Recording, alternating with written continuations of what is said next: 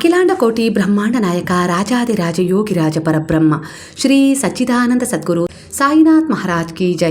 ಗುರುವಿನ ಪಾದಾರವಿಂದಗಳಿಗೆ ವಂದಿಸುತ್ತಾ ನಮಸ್ತೆ ಸ್ನೇಹಿತರೆ, ಹೇಗಿದ್ದೀರಾ? ಗುರುವಿನ ಆಶೀರ್ವಾದ, ಭಗವಂತನ ದಯೆಯಲ್ಲಿ ನೀವು ತುಂಬ ಚೆನ್ನಾಗಿದ್ದೀರಾ, ಸಂತೋಷವಾಗಿದ್ದೀರಾ.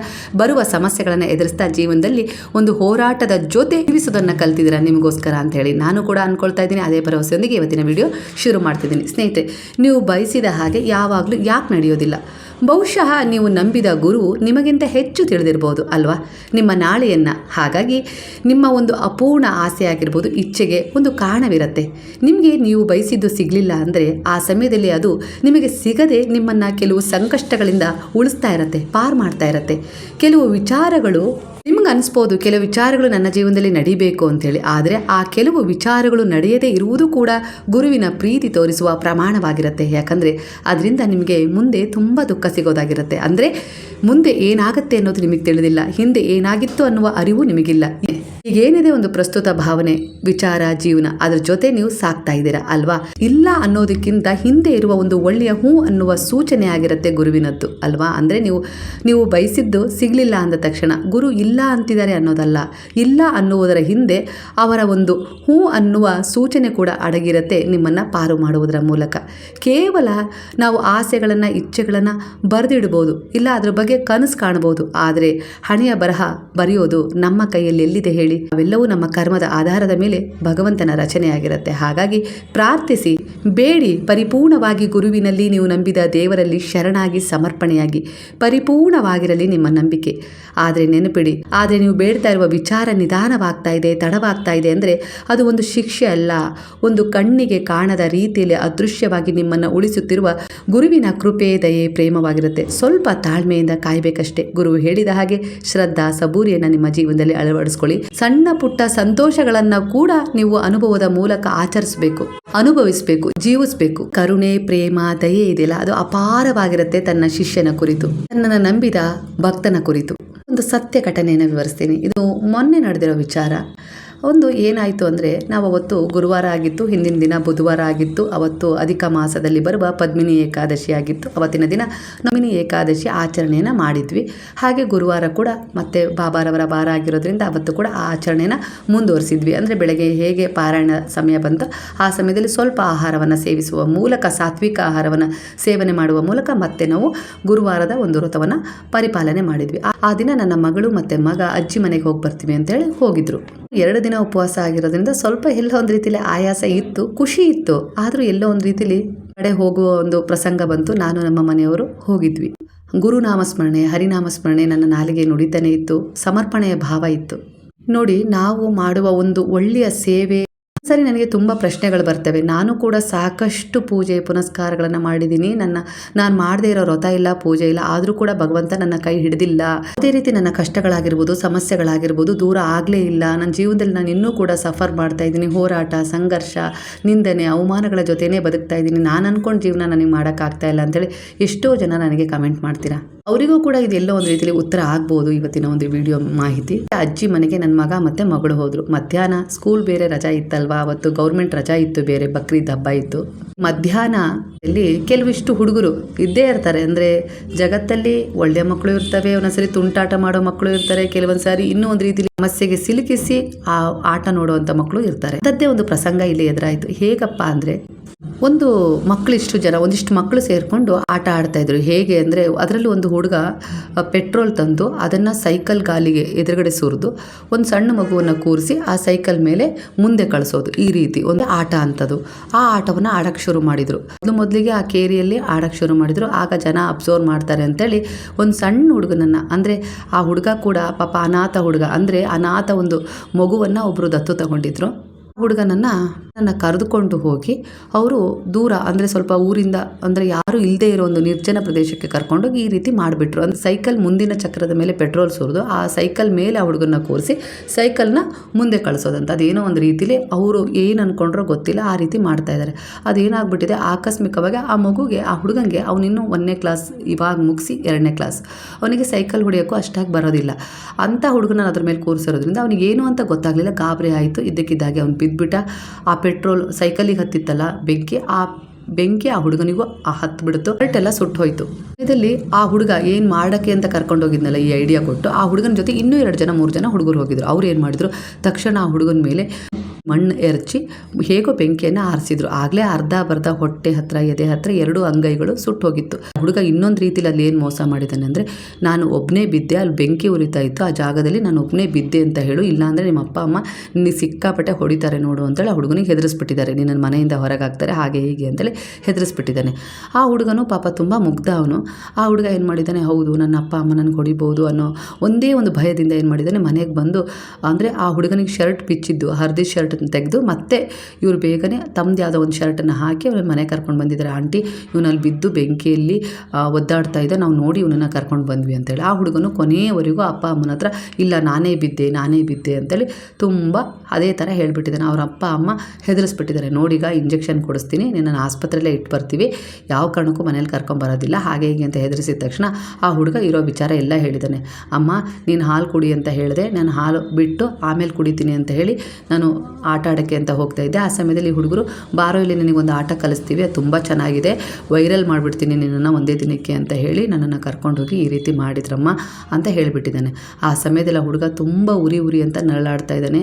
ಅಂದರೆ ಇಲ್ಲಿ ಇನ್ನೊಂದು ಏನಾಯಿತು ಅಂದರೆ, ಅವರು ತುಂಬ ಸ್ವಲ್ಪ ಸ್ಟ್ರಿಕ್ಟಾಗಿ ಬೆಳೆಸಿದ್ರು. ಯಾವ ರೀತಿ ಅಂದರೆ, ಅವನು ಅನಾಥ ಮಗುವನ್ನೇ ಅವರು ದತ್ತು ತಗೊಂಡಿದ್ದು ಸಣ್ಣ ಪಾಪು ಇದ್ದಾಗಿನಿಂದನೇ.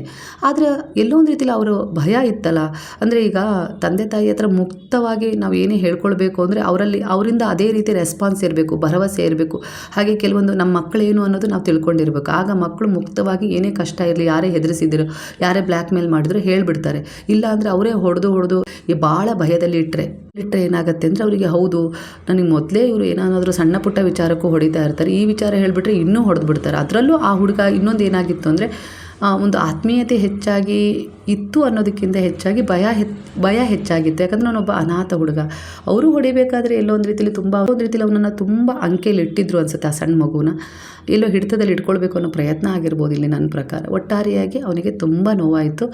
ಆದರೆ ತುಂಬ ಹೊಟ್ಟೆಯೆಲ್ಲ ಭಾಗ ಸುಟ್ಟಿರೋದ್ರಿಂದ ಆಸ್ಪತ್ರೆಗೆ ಕರ್ಕೊಂಡೋದ್ರು. ಇಲ್ಲಿ ಆಗೋದಿಲ್ಲ ಅಂದರೆ ದೊಡ್ಡ ಇನ್ನೂ ಜಿಲ್ಲೆ ಮಟ್ಟದ ಆಸ್ಪತ್ರೆಗೆ ಕರ್ಕೊಂಡು ಹೋಗಬೇಕು ಅಂತ ಹೇಳಿ ಆ ಹುಡುಗನನ್ನು ಕಳಿಸ್ಕೊಟ್ರು. ಆದರೆ ತುಂಬ ಹೊಟ್ಟೆ ಹತ್ರ ಎಲ್ಲ ತುಂಬ ಅವನಿಗಾಗಲೇ ಸುಟ್ಟು ಹೋಗ್ಬಿಟ್ಟಿತ್ತು. ಅಂದರೆ ಅಷ್ಟು ಸುಟ್ಟಿದೆ, ಕೈ ಅಂಗೈರಡು ಸುಟ್ಟಿದೆ. ಆದರೂ ಕೂಡ ಆ ಹುಡುಗ ಅತ್ತಿಲ್ಲ, ಹೇಳ್ಕೊಳ್ತಾ ಇಲ್ಲ. ಶರ್ಟಿಂದ ಅವನನ್ನು ಬೇರೆ ಶರ್ಟ್ ಹಾಕಿ ಮುಚ್ಚಿದ್ದಾರೆ, ಆದರೂ ಕೂಡ ಆ ಹುಡುಗ ತಂದೆ ತಾಯಿ ನೋಡಿ ಅಳ್ತಾ ಇಲ್ಲ. ಅಂದರೆ ಅಲ್ಲಿ ಅತ್ತು ತನ್ನ ಅಳಲನ್ನು ತೋಡ್ಕೊಳ್ಬೇಕು ಅನ್ನೋ ಭಾವಕ್ಕಿಂತ ಹೆಚ್ಚಾಗಿ ಅವ್ರು ಹೊಡಿತಾರೆ, ಇಲ್ಲ ಇನ್ನೂ ಏನಾದರೂ ಮಾಡಿಬಿಡ್ತಾರೆ ಅನ್ನೋ ಭಯ ಹೆಚ್ಚಾಗಿತ್ತು. ಹಾಗಾಗಿ ಭಯದಿಂದ ಅಲ್ಲ, ಮಕ್ಕಳನ್ನು ಪ್ರೀತಿ ಒಂದು ಭರವಸೆಯಿಂದ ಸಾಕಬೇಕು. ಅಂದರೆ ಅವ್ರು ಯಾರು ಏನೇ ಬ್ಲಾಕ್ ಮೇಲ್ ಮಾಡಿದ್ರು, ಏನೇ ಅವ್ರಿಗೆ ತೊಂದರೆ ಕೊಟ್ಟರು, ಅದನ್ನು ಮುಕ್ತವಾಗಿ ತಂದೆ ತಾಯಿ ಹತ್ರ ಹೇಳ್ಕೊಳ್ಳೋ ಹಾಗೆ ಇರಬೇಕು ಮಕ್ಕಳು. ಆ ರೀತಿಯಾಗಿ ನಾವು ಮಕ್ಕಳಿಗೆ ಒಂದು ಭರವಸೆ ಕೊಟ್ಟು ಸಾಕಬೇಕು. ಹಾಗಂತ ಅವ್ರ ತಪ್ಪುಗಳನ್ನು ಮುಚ್ಚಿ ನಾವು ಅವರು ಹೇಳಿದಾಗಲೆಲ್ಲ ಕೇಳೋದು ಅಂತಲ್ಲ. ಅವ್ರು ನಮ್ಮ ಮಕ್ಕಳೇ ಆಗಲಿ ಏನೋ ತಪ್ಪು ಮಾಡಿದ್ರು ಅಂತೇಳಿ ಆ ತಪ್ಪನ್ನು ನಾವು ಮುಚ್ಚಿಟ್ಟು ಅವರಿಗೆ ಸಂರಕ್ಷಣೆ ಮಾಡಿದರೂ ಕೂಡ ಕೆಲವೊಂದು ಸಾರಿ ನಾವು ಮತ್ತೆ ನೋವನ್ನು ಅನುಭವಿಸ್ಬೇಕಾಗತ್ತೆ. ಹಾಗಾಗಿ ಇಲ್ಲಿ ನಾವು ಮಕ್ಕಳನ್ನು ಯಾವ ರೀತಿ ಬೆಳೆಸಬೇಕು ಅನ್ನೋದು ಕೂಡ ಇಲ್ಲೊಂದು ಪಾಠ ಸಿಕ್ತು.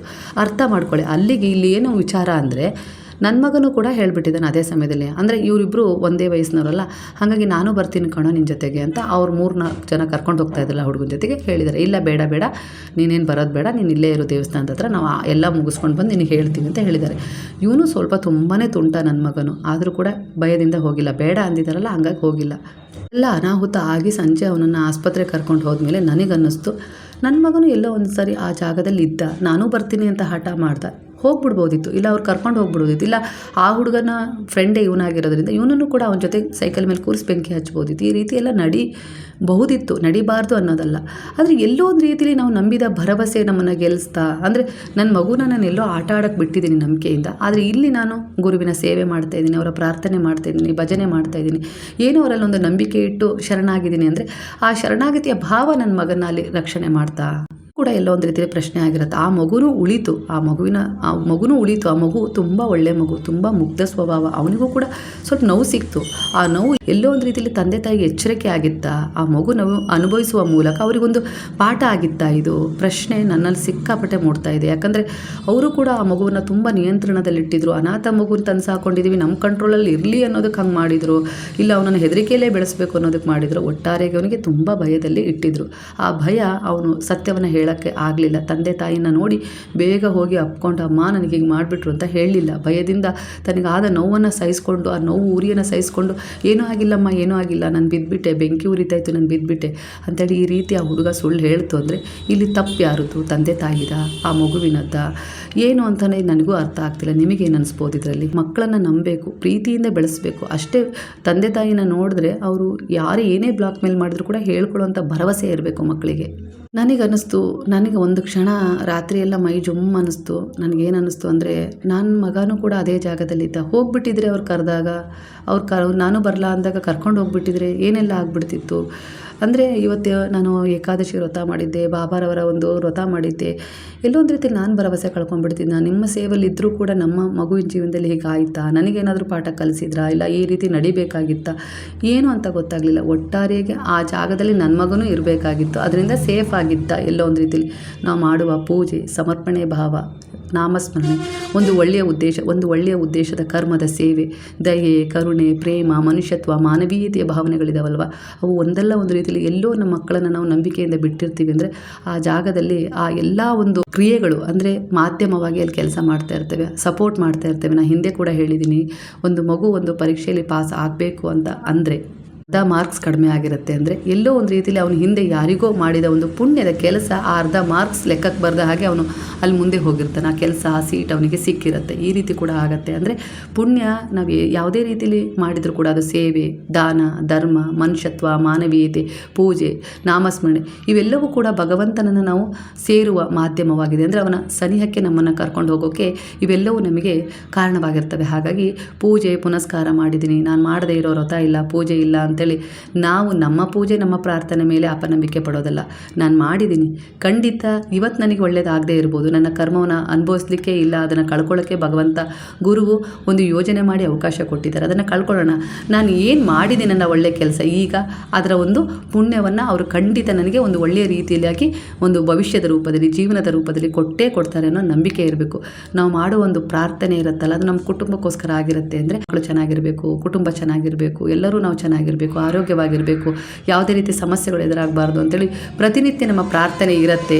ಖಂಡಿತ ಅದು ಮ್ಯಾನಿಫೆಸ್ಟ್ ಆಗುತ್ತೆ. ಖಂಡಿತ ಅದಕ್ಕೆ ಒಂದು ಮಾಧ್ಯಮವಾಗಿ ಅಂದರೆ ನಾವು ಇದ್ದಕ್ಕಿದ್ದ ಹಾಗೆ ಆರಾಮಾಗಿ ಕೂತ್ಕೊಂಡು ಭಜನೆ ಮಾಡಿರಿ, ಆರಾಮಾಗಿ ಕೂತ್ಕೊಂಡು ಎಲ್ಲ ಒಂದು ಒಳ್ಳೆಯದನ್ನು ಯೋಚಿಸ್ರಿ ಅಂದರೆ ಆಗೋದಿಲ್ಲ. ಯಾವಾಗ ದೇಹವನ್ನು ಕೂಡ ದಂಡಿಸ್ತೀವೋ, ಮನಸ್ಸನ್ನು ಕೂಡ ಹಿಡಿತದಲ್ಲಿ ಇಟ್ಕೊಳ್ತೀವೋ, ಅಂದರೆ ನಾವು ಒಂದು ಉಪವಾಸ ಮಾಡ್ತಿದ್ದೀವಿ ಅಂದರೆ ಕೇವಲ ನಾವು ಉಪವಾಸ ನಾವು ಮಾಡ್ತಾ ಇಲ್ಲ, ಅದ್ರ ಜೊತೆಗೆ ನಮ್ಮ ಎಲ್ಲ ಒಂದು ದೇಹದಲ್ಲಿರುವ ಒಂದು ಅವಯವಗಳನ್ನು ಕೂಡ ನಾವು ಭಗವಂತನ ಸೇವೆಯಲ್ಲಿ ಅದನ್ನು ರೆಸ್ಟ್ ಕೊಟ್ಟು ತೊಡಗಿಸಿರ್ತೀವಿ. ಇದರಲ್ಲಿ ಸ್ವಾರ್ಥ ಇರೋದಿಲ್ಲ, ನನಗಷ್ಟೇ ಒಳ್ಳೇದಾಗಬೇಕು ಅಂತೇಳಿ.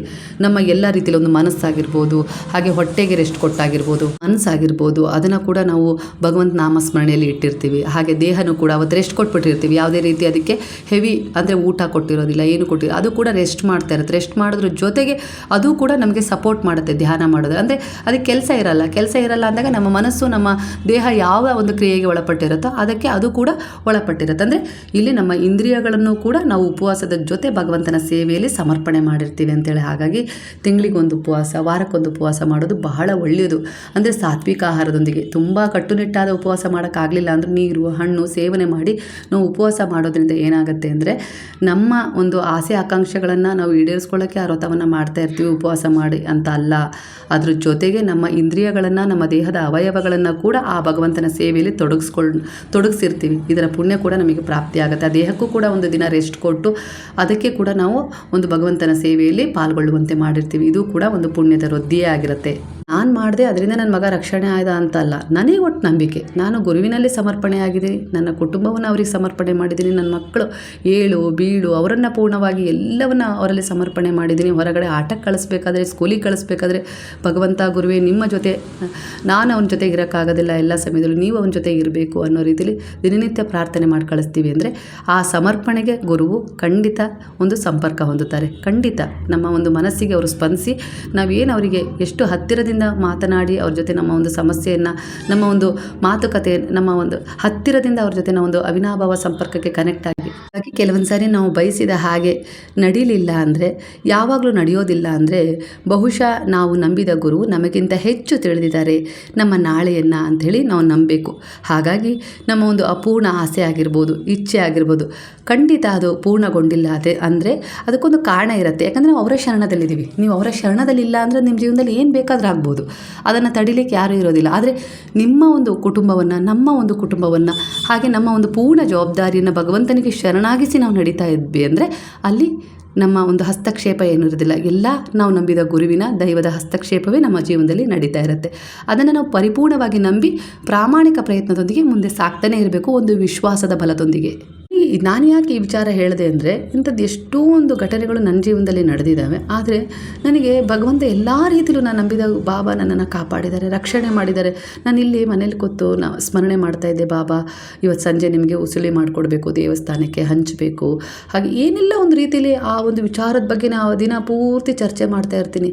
ಆದರೆ ಭಗವಂತ ನಮ್ಮ ಬಗ್ಗೆನೂ ಯೋಚನೆ ಮಾಡ್ತಾ ಇರ್ತಾರೆ. ನಾವು ಅವ್ರ ಬಗ್ಗೆ ಏನು ಯೋಚನೆ ಮಾಡ್ತೀವಿ, ಅವ್ರ ನಾಮಸ್ಮರಣೆಯೊಂದಿಗೆ ನಾವು ಅವರ ಲೀಲೆಗಳನ್ನು ಕೊಂಡಾಡೋದಾಗಿರ್ಬೋದು, ಏನೋ ಒಂದು ರೀತಿಯಲ್ಲಿ ಅವರಿಗೆ ಕಮ್ಯುನಿಕೇಟ್ ಆಗೋ ರೀತಿಯಲ್ಲಿ ನಾವು ಒಂದು ಸಂಪರ್ಕವನ್ನು ಬೆಳೆಸ್ತಾ ಅವ್ರ ಜೊತೆ ಅವಿನಾಭಾವ ಸಂಪರ್ಕದೊಂದಿಗೆ ಮನಸ್ಸಲ್ಲಿ ಮಾತನಾಡ್ತಾ ಇರ್ತೀವಿ ಅಂದರೆ ಖಂಡಿತ ಅವರು ಅದಕ್ಕೆ ಸ್ಪಂದಿಸ್ತಾ ಇರ್ತಾರೆ. ಇಲ್ಲಿ ನನ್ನ ಮಗಳು ನನ್ನ ಪೂಜೆ ಹೇಗೆ ಮಾಡಬೇಕು, ನನಗೆ ಯಾವ ನೈವೇದ್ಯ ಕಳಿಸ್ಕೊಡ್ಬೇಕು ಅಂದರೆ ಅವ್ರಿಗೆ ಅದೆಲ್ಲ ಅಗತ್ಯ ಇಲ್ಲ. ಆದರೆ ನಾವು ಅವರಿಗೆ ಸ್ಪಂದಿಸ್ತೀವಲ್ವಾ, ಅಂದರೆ ನನ್ನ ಬಗ್ಗೆನೂ ನನ್ನ ಮಗಳು ಒಬ್ಬಳು ಯೋಚನೆ ಮಾಡ್ತಾ ಇದ್ದಾಳೆ, ನನಗೇನು ನೈವೇದ್ಯ ಕೊಡಬೇಕು, ಯಾವ ರೀತಿ ಸ್ಮರಣೆ ಮಾಡಬೇಕು, ಯಾವ ರೀತಿ ಸೇವೆ ಮಾಡಬೇಕು, ಯಾವ ರೀತಿ ಒಳ್ಳೆಯ ಉದ್ದೇಶದೊಂದಿಗೆ ಸಾಗಬೇಕು, ಇವೆಲ್ಲ ಯೋಜನೆ ಅವಳು ಮಾಡ್ತಾ ಇದ್ದಾಳೆ ಅಂದರೆ, ನನ್ನ ಆ ಯೋಜನೆ ಮಾಡ್ತಾ ಇದ್ದಾಳೆ ಅಂದರೆ ಅವಳ ಕುಟುಂಬವನ್ನು ನನಗೆ ಪರಿಪೂರ್ಣವಾಗಿ ಶರಣಾಗಿಸಿ ಅವಳು ಯೋಚನೆ ಮಾಡ್ತಾ ಇದ್ದಾಳಲ್ವ ನೆಮ್ಮದಿಯಿಂದ.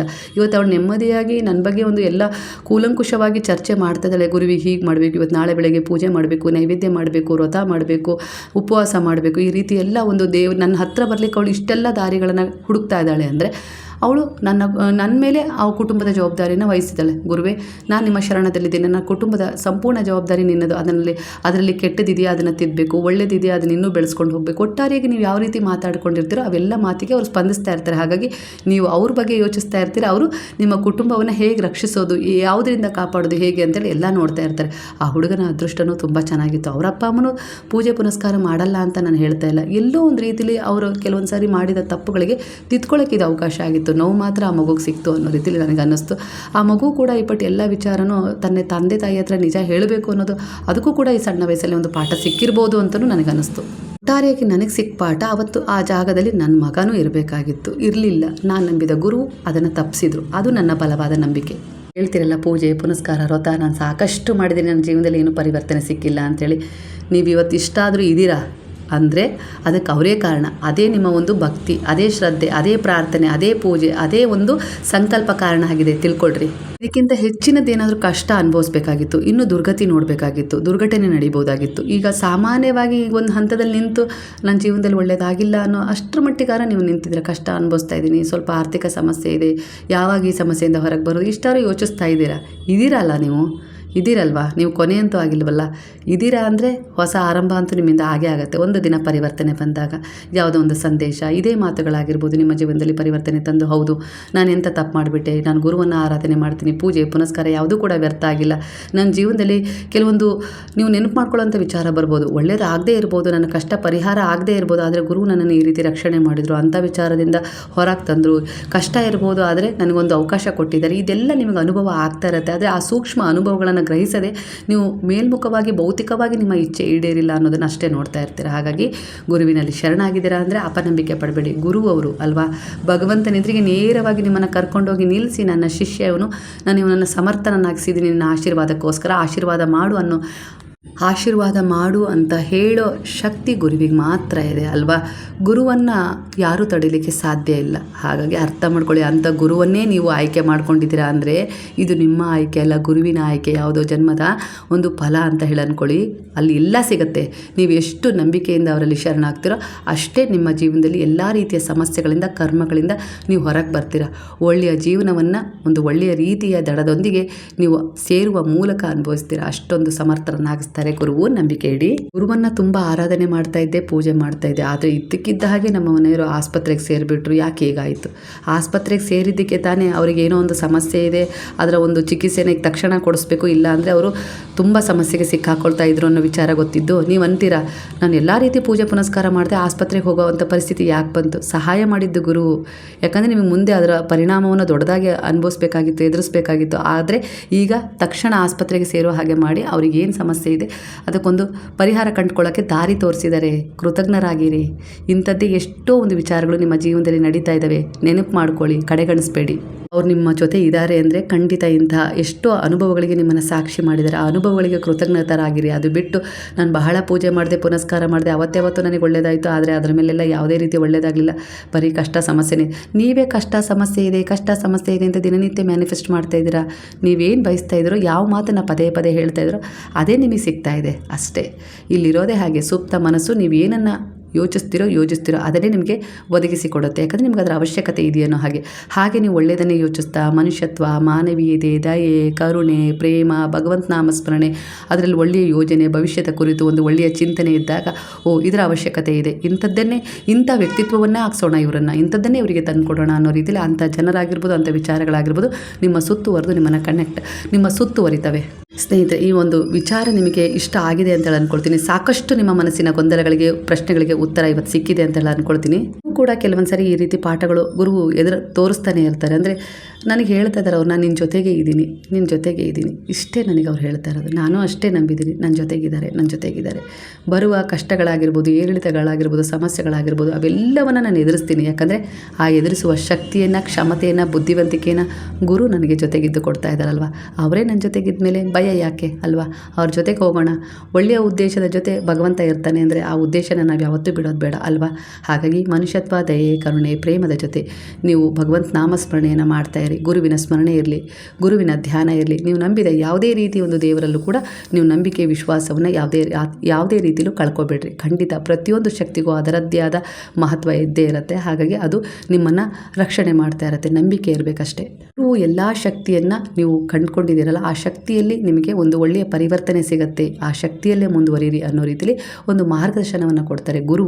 ನೀವು ನಂಬಿದ ದೇವರನ್ನು ಕೈ ಬಿಡಬೇಡಿ, ಅಂದರೆ ತೊರಿಬೇಡಿ, ಧರ್ಮವನ್ನು ತೊರಿಬೇಡಿ ಅನ್ನೋದೇ ಗುರು ಯಾವಾಗೂ ಹೇಳಿರೋದು. ಬಾಬಾರವರ ಉಪದೇಶಗಳಲ್ಲಿ ಅವರು ಯಾವತ್ತಿಗೂ ಹೇಳಿದ್ದಾರೆ, ನಿಮ್ಮ ದೇವರುಗಳನ್ನು ಯಾವುದೇ ಕಾರಣಕ್ಕೂ ತೊರಿಬೇಡಿ, ಅವರನ್ನು ಆರಾಧನೆ ಮಾಡಿ, ಪೂಜೆ ಮಾಡಿ, ಖಂಡಿತ ವಿಶ್ವಾಸವಿಟ್ಟು ಶರಣಾಗಿ, ಅಲ್ಲಿ ನಿಮಗೆ ಒಳ್ಳೆಯದು ಸಿಕ್ಕೇ ಸಿಗುತ್ತೆ ಅನ್ನೋದನ್ನೇ ದಾರಿ ತೋರಿಸ್ಕೊಟ್ಟಿರೋದು ಬಾಬಾರವರು. ಅವರ ಸಚ್ಚರಿತ್ರೆಯಲ್ಲಿ ಒಂದು ಅಧ್ಯಾಯದಲ್ಲಿ ಪ್ರಸಂಗ ಕೂಡ ಬಂದಿದೆ. ಸ್ನೇಹಿತರೆ, ಈ ಮಾಹಿತಿ ನಿಮಗೆ ಇಷ್ಟವಾಗಿದ್ದರೆ ಸಾಯಿರಾಮ್ ಅಂತೇಳಿ ಕಮೆಂಟ್ ಮಾಡೋದನ್ನು ಮರಿಬೇಡಿ. ಹಾಗೆ ಮತ್ತೊಮ್ಮೆ ಎಲ್ಲರೂ ಸೇರಿ ಹೇಳೋಣ, ಹರೇ ರಾಮ ರಾಮ ರಾಮ ಹರೇ ಹರೇ, ಹರೇ ಕೃಷ್ಣ ಕೃಷ್ಣ ಕೃಷ್ಣ ಹರೇ ಹರೇ, ಹರೇ ಸಾಯಿ ಸಾಯಿ ಹರೇ ಹರೇ, ಹರೇ ಬಾಬಾ ಬಾಬಾ ಬಾಬಾ ಹರೇ ಹರೇ, ಹರೇ ದತ್ತ ದತ್ತ ಹರೇ ಹರೇ.